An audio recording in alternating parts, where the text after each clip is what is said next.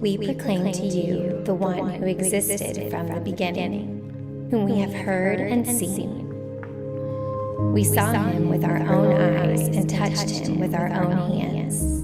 He is the Word of life. This one who is life itself was revealed to us, and we have seen him. And now we testify and proclaim to you that he is the one who is eternal life. We proclaim to you what we ourselves have actually seen and heard, so that you may have fellowship with us. And our fellowship is with the Father and with his Son, Jesus Christ. We are writing these things so that you may fully share our joy. And in this fellowship, we enjoy the eternal life he promised us. This is the message we heard from Jesus and now declare to you. God is light, and there is no darkness in him at all.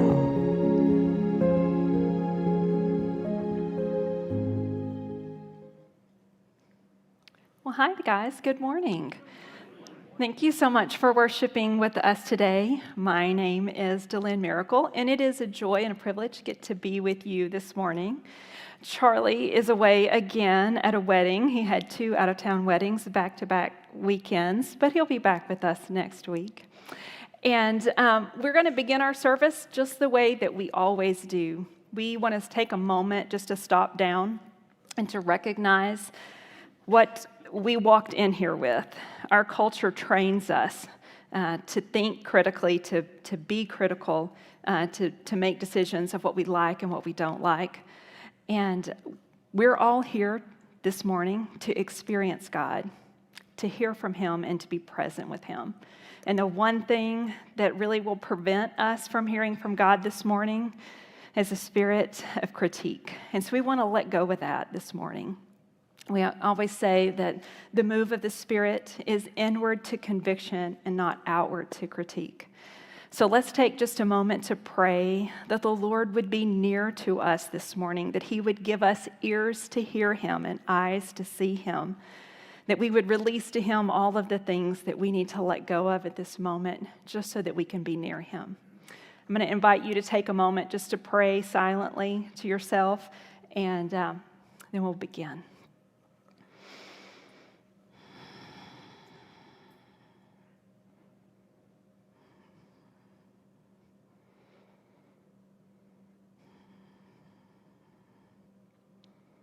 Jesus, thank you for this time. Thank you for your nearness.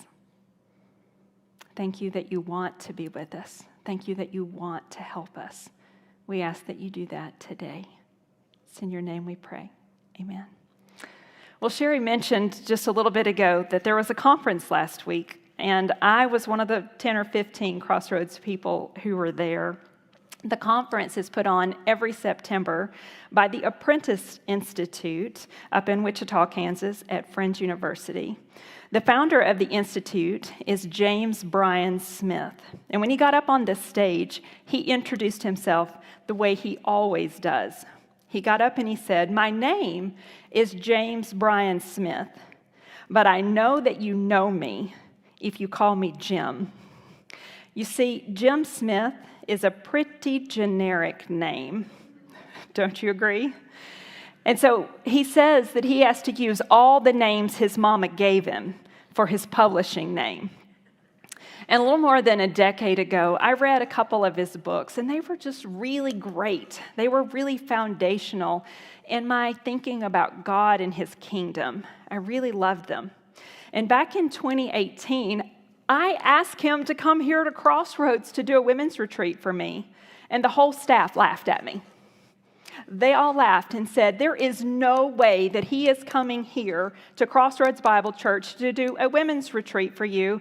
He does not do small events, Delynn. And to our great surprise, he said yes. He came. And when he was here, as soon as he got here in the building, the first thing he said to me was, "Call me Jim." And I was like, "Oh, that's kind of awkward. You're James Bryan Smith. I'm going to have a hard time calling you Jim." And so one of the nights that he was here with us, we invited him out to our home, along with all of the church staff, for them to hang out with him and kind of get to know him a little bit. And something really special happened at that dinner. Let me take just a minute to pause to kind of give you a little bit of the backstory. When I was in college, I loved Rich Mullins. I loved Rich Mullins. And my kid grew up listening to a lot of Rich Mullins music in the car.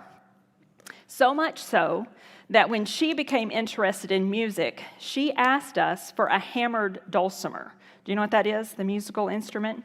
It's an instrument that Rich was famous for playing. And so we went up to Oklahoma to the factory where Rich had his dulcimers made. We saw the whole process of how they're made, and we left with a beautiful dulcimer that Tatum picked out. So that night at dinner, Tatum asked Jim if she could play her dulcimer for him.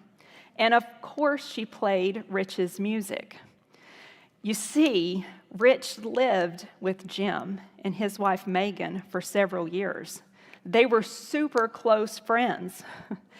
And so now Jim had a connection to Tatum and I because he knew that we dearly loved his close friend. So when it was time for her to start looking for colleges to attend, I required that she at least consider going up to Friends University, where Jim teaches. And I told Jim that we were coming up for a visit, and y'all, he cleared his schedule for an entire day. He drove us around, all around Wichita. He took us to all of Rich's favorite places. We had lunch at his favorite restaurant, a place that he and Brennan Manning and Rich used to love to go to for lunch. We went to his favorite bookstore. We drove by the house that they lived in together. He took us to different places in Wichita that had inspired lines in songs that we knew and loved, and we were like, oh my gosh, that's what he's talking about. We ended our day having dinner with Jim and his family at his home. Guys, he rolled out the red carpet trying to get Tatum to come to Friends. And she didn't. But I did, actually. Just shortly thereafter, I decided I'm pushing her to try to go do something that I really want to do. And so I applied, and I started a program with the Apprentice Institute, and it was short-lived because COVID killed it, and I didn't get to finish, unfortunately. So it had been a couple of years since I had seen Jim when I saw him last week at the conference. And when I saw him, he had his usual greeting for me. He ran up and he threw his arms up and said, "It's a miracle." And then he whipped his phone out and said, "Let's take a picture and let's send it to Tatum." I was kind of thinking, Jim, my hair is kind of falling, but I didn't say any of that. I just said, thanks. He's such a gracious, gracious man. And the last day of the conference, last Saturday, I was getting in my seat and waiting for everything to get started, and I realized that I was sitting right behind his wife and his in-laws and his sister and his cousin. And I sat there and I thought, well, I know Jim. Like, you know what would be really, really awkward for me now? It'd be for me to call him James, right? He's Jim to me. And while I know Jim, I don't know him like they know him. He's family to them. Today, what we're going to be talking about is we're going to be talking about how we know God, how we know that we know God. Do we know him like an author, like James Bryan Smith? Or do we know him by a man named Jim, who I've spent a couple of really great days with? Or do we know him like he's our family? You know, it seems to me that our society is wanting to know God. At least our pocketbooks say that we do want to know. So some research from Words Rated and Barna and the American Bible Society say things like over the last decade, religious book sales have increased by 32.5%. Last year, we bought almost 180 million religious books.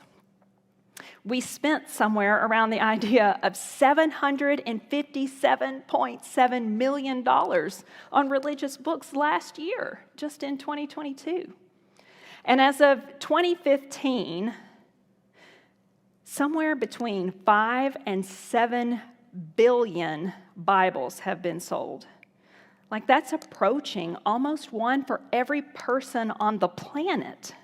That's a lot of Bibles. And here in the U.S., almost 9 out of 10 households, 87% of households in the U.S. own a Bible. And the average household owns 3.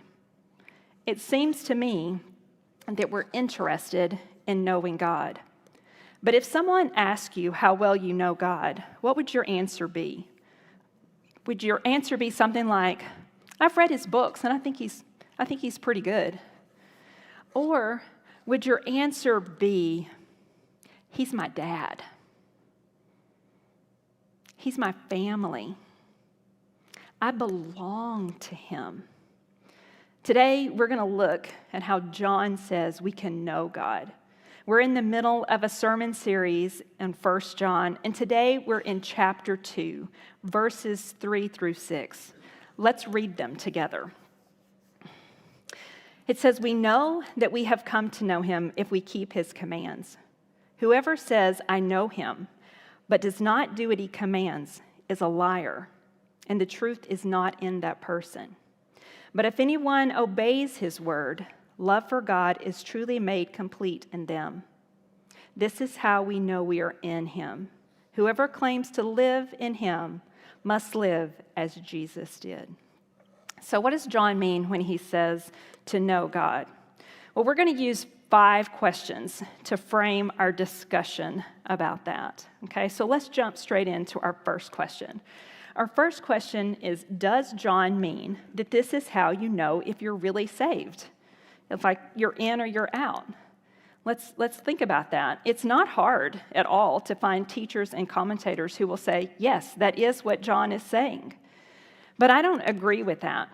You see, if we think back to just what Britt told us last week about the verses that are just prior to these, we learned that John is speaking to people he calls dear children, people that he considers to be his family. He's writing to people that are believers. They're definitely on the inside of the crowd here, right? And so that leads us then to our second question. Okay, so if these people are actually believers, are they questioning their faith? Are they wondering if they're really saved? When I was young, I realize now that as that just rolled off my tongue that I'm implying that I'm not young, that I might be old. Well, at any rate, back when I was young, I used to actually kind of not like the letter of 1 John. I kind of thought it was harsh a little bit, like the language was harsh. I thought these contrasts that John uses, light and dark, he talks about people who know the truth and people who are liars and that are even deceiving themselves. And it made me scared. It made me wonder, does my life look enough like Jesus? Am I deceiving myself? Am I really saved? And I want us to think about, is that what John is saying? Is he writing to try to get you to look inside yourself and ask the question, if you're really saved? Let me say the answer to that just as plain and simple as I know how. No. No, he is not. That is not what he is saying at all. We have to remember who he's writing to. He's writing to a network of house churches that are in and around Ephesus. And what is happening to these churches is some false teachers have come in, and man, they are ripping these churches to shreds. They are in the middle of a crisis. And so John's harsh words aren't aimed at the believers. His harsh words are aimed at the false teachers and their crazy teachings. Like, he wants to use all these contrasts, like light and dark and fellowship and those who have nothing to do with God. He's using those contrasts because he wants the believers to understand just how crazy wrong these false teachers' beliefs are about God. So last week, Britt talked to us about the heresy of Docetism. But I really think that they might also be experiencing some of the early infiltration of Gnosticism into the early church. Especially the way John is talking about how we know God. Because you know what the Gnostics thought? They thought that they had the secret knowledge about who God really is. They believed that they had the secret intel on who God is. They believed some really crazy things that at least sound crazy to you and I. I will tell you that Britt heard it last week on TikTok, the ideas of Gnosticism, and we're like, oh my gosh, where is this coming from? All over again. What they believed is that everything physical is bad. So like our bodies are bad, the world is bad. And the only good part of us is our non-material, like our mind, our brain, our spirit. Like those are actually the only thing that matters. And some of the Gnostics even believed that since our bodies are bad, that whatever we do in the body is totally irrelevant. If you want to lie, steal, rape, cheat, no problem. Those things are done in the physical body, and they don't count for anything. So I want us to take for just a second and think about what that kind of looks like and means for knowing God. If they thought the physical body was bad, what do you think they thought about the creator of our physical bodies, the creator of this world? They thought he was the actual, real essence of evil. And it's probably no surprise to you then to know that in their narrative, in the creation account, guess who they said the good guy is? The good guy is the serpent. He's the one who's trying to rescue Adam and Eve from the evil creator. Isn't that sound just like a lie that Satan would make up? I mean, it seems kind of crazy, doesn't it? So if it seems so crazy, why do you think that these early Christians were confused by it? Why do you think they didn't go, well, that's obviously a lie? Well, you have to remember, they're not like us Americans, who the average household has 3 Bibles laying around, right? Like the New Testament hasn't even been put together. It's not been canonized yet. There are no creeds of the church. There is no orthodoxy yet. These people are likely still somewhat new and young believers. And so they're just now learning about God. And now these false teachers are coming in and giving them information, and they're totally confused. They don't know who to trust. They don't know who to look to. But I'd like for us to stop for just a second and think, this 2,000 years later, how much agreement do we have about who God is? I mean, the umbrella of Christianity is pretty broad, isn't it? If you think about all of the different denominations that we have, do you feel like there's any less debate about who God is, who Jesus is, and knowing him? I mean, it seems like we're not in an exact boat, but we're kind of in a real similar boat, aren't we? So that leads us to our next question. Our next question is, so who can we trust? John is writing to help them and to help us have wisdom about who to know, to listen to understand who God is. Let me give you my translation of the passage. So just know this is my translation. I think this is what John is saying. John is saying, if it walks like a duck, it looks like a duck, and it quacks like a duck, it's probably a duck. He's saying that if people follow the ways of Jesus, They love the ways of Jesus. They teach the ways of Jesus. They embody the ways of Jesus. They want to obey Jesus. Then those are the people who know God. Listen to them. Trust them.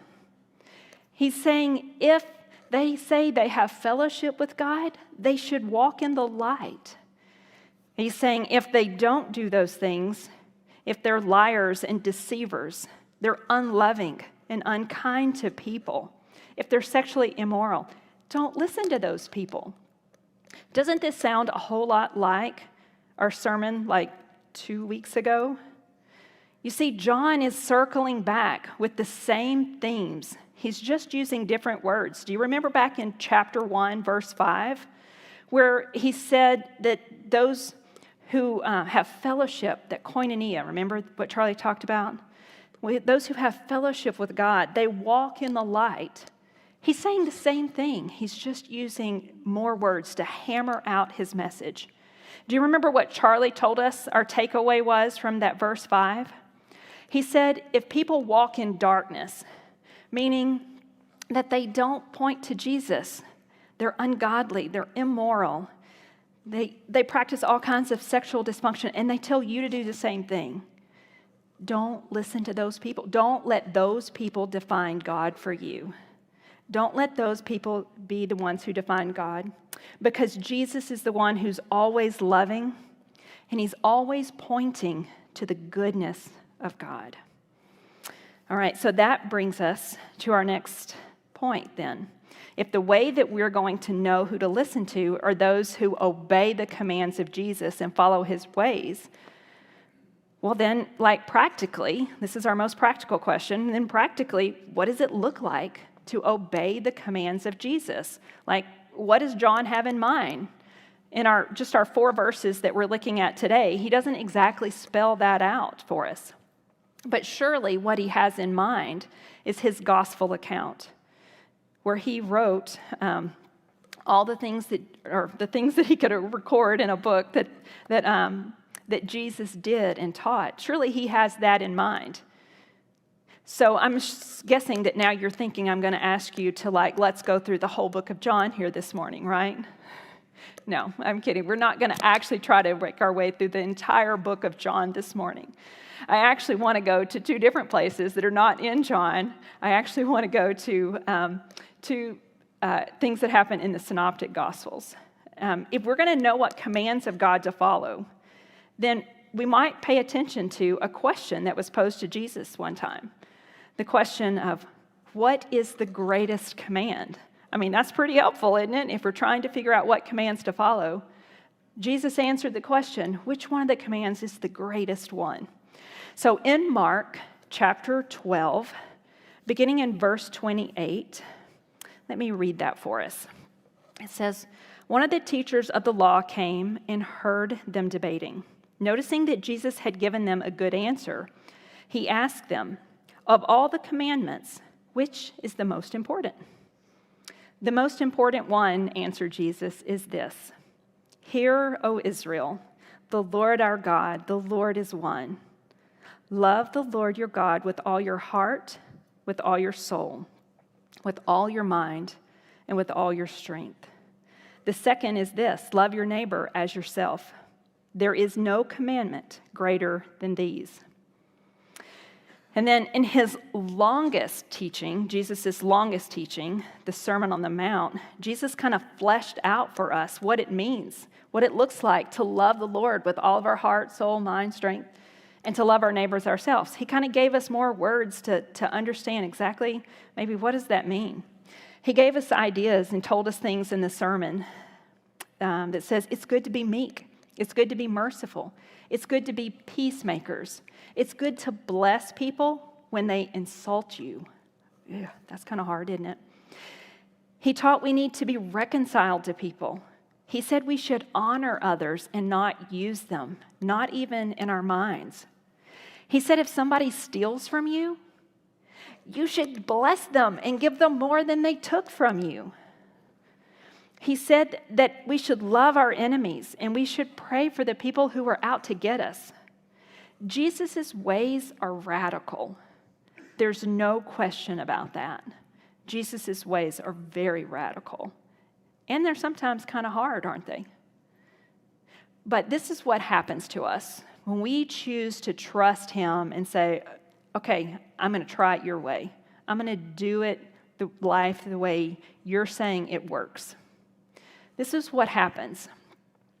Something starts growing inside of us, and it produces joy. Deep, deep, abiding joy. We experience God. We experience his goodness. We feel his nearness and his closeness. And then you know what we're left with? We're left with wanting more. We want more of that joy, more of that goodness. And we discover that the more we obey, then it just happens all over again. We experience his nearness. We experience his pleasure. We experience his closeness. And you know what it does? It makes us want to obey him more. And you know what this cycle of obedience to Jesus does for us? It's in our passage today in verse 5. We read it just a minute ago.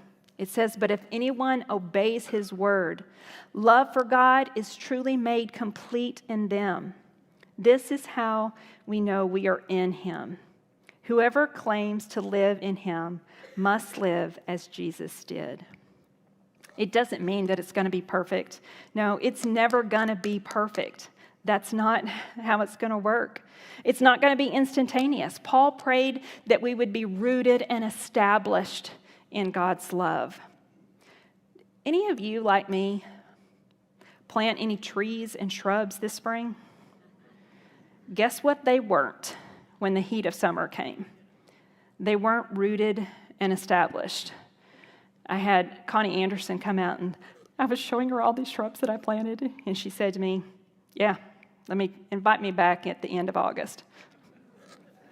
Connie, if you're in the room, they're all dead. It takes time to grow. Right now is actually the right time to plant things, right? Because it needs time for the roots to grow and be established before the heat comes. No, it's not going to be instantaneous. Growth takes time. So I want to encourage you to do something this week. Can everybody tell me that you'll do something? I know that you have at least 3 Bibles in your home. I want you to read the Sermon on the Mount for yourself. It's found in Matthew chapters 5 through 7. I want you to read the sermon, and I want you to see for yourself the commands of Jesus. And I want you to ask the Holy Spirit to help you find 1, maybe 2 things. Just go with that. That he can help, that you're convinced that he is inviting you to begin to practice that thing so that your roots can grow deep down into him and that you can be established in him. I want you to pay attention to the commands of Jesus as you're reading it. As you read things like, "Blessed are the meek," I want you to think about, how is Jesus meek? What ways do I see Jesus being meek? What ways might he be inviting me to practice meekness? What areas of my life? You see, as we begin to connect with Jesus and how he is meek and mild and humble of heart, and we start practicing that, what we do is we start apprenticing under Jesus. We start practicing the family business. Do you know it is Jesus' delight to be meek? It is his delight to be meek. And he delights in us when we act like him. We become his children, his dear children. So I want you to read the Sermon on the Mount. I want you to evaluate how Jesus is indeed acting out all of those things that he's commanding us to do. I also want you to pay attention to the end of the sermon. Jesus is addressing exactly what these young churches are experiencing. It's kind of like Jesus knows the future or something. I want you to pay attention to the end of the sermon. He says exactly the scenario that we've just been talking about. He's talking about how false teachers are going to come and they're going to rip them to shreds. And you know what his advice to them is? Do you think his advice is them to just study, so that when you see a lie, you're going to know it? It's not bad advice, right? It's not bad advice. But is that the advice Jesus gave? Not in the Sermon on the Mount. Did he tell him to get on Google, do some real research so that He told him to obey him. If we obey him, he knows that that is actually our best good. He is saying that there are people who are coming to confuse us and to deceive us and to rip us to shreds. And the best thing that we can do is to obey him. So that leads us to our last question. How do we know that we know him? When we come to an understanding of that obedience is our best good, we may not always get it right. No, it's not going to be perfect, but our desire changes. Our desire to please him grows within us. And there's going to always be moments when we think, gosh, I don't have it right. I'm not getting it good enough. Am I doing it well enough? But there's a prayer that really encourages me. It was written by Thomas Merton, and I'd like to read it for us, at least a portion of it. It's not the whole prayer. He says, I believe that the desire to please you does in fact please you. And I hope I have that desire in all that I'm doing. I hope that I will never do anything apart from that desire. And I know that if I do this, you will lead me by the right road. No, it's not going to look perfect. But if we surrender our wills to his, he'll teach us how to do it. He will complete his love in us. We just have to surrender to him. So here's what I'd like you guys to do. I'd like you to stand and let's sing with all of our might about surrendering our wills to him.